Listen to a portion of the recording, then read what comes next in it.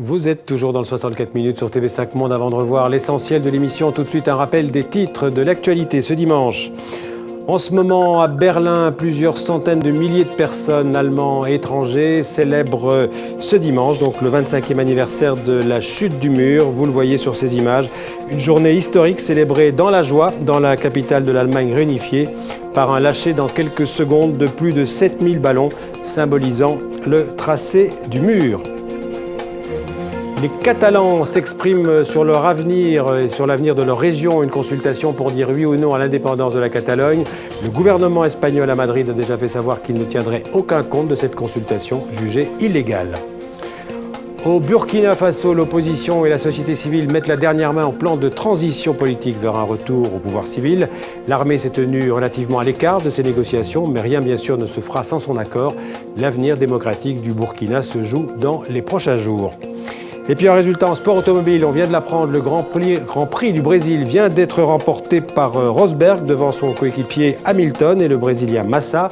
Le dernier Grand Prix de la saison, ce sera à Abu Dhabi et les points compteront double, ce qui veut dire que Hamilton n'est pas encore sacré champion du monde.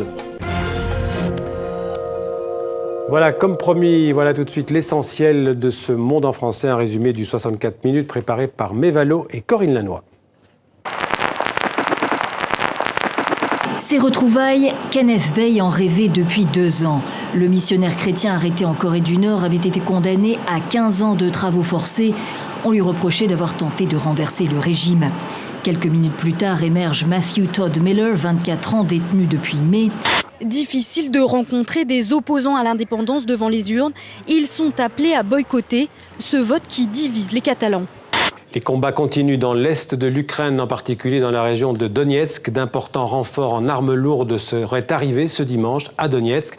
Sans accuser directement la Russie d'intervenir sur le sol ukrainien, l'OSCE donne une description qui laisse peu de doute sur l'origine de ces forces militaires. Devant le mémorial du mur de Berlin, Angela Merkel enchaîne un nouveau bain de foule. Chancelière de la première puissance économique d'Europe, que de chemin parcouru en 25 ans. La chute du mur nous a montré que les rêves peuvent devenir réalité. Nous avons dit que c'était indispensable, c'était utile, mais que ces frappes aériennes ne pouvaient pas résoudre le problème, ni à Kobané, ni à Alep, ni ailleurs. Mais la base il faut une armée terrestre pour pouvoir arrêter Daesh. Le régime a laminé beaucoup de personnalités, il faut le dire, parce que beaucoup ont collaboré plus ou moins de près ou de loin avec le régime. Même sentiment à Omega FM. La radio s'est révélée pendant les événements. Ces journalistes politiques y décryptent les coulisses des tractations.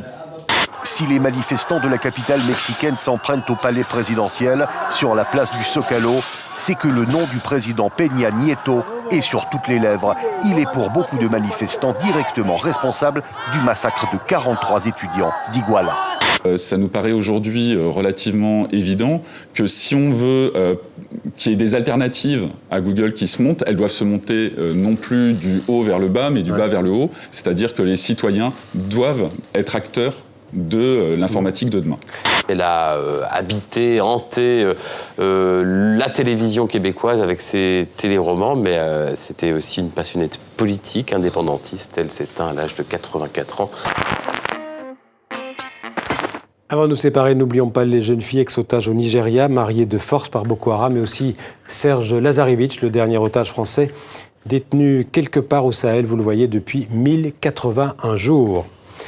Fin du 64 minutes. Demain, vous avez rendez-vous avec Mohamed Kassi et toute l'équipe du 64 minutes. Bonne suite de programmes sur TV5 Monde. Merci de votre fidélité et à bientôt.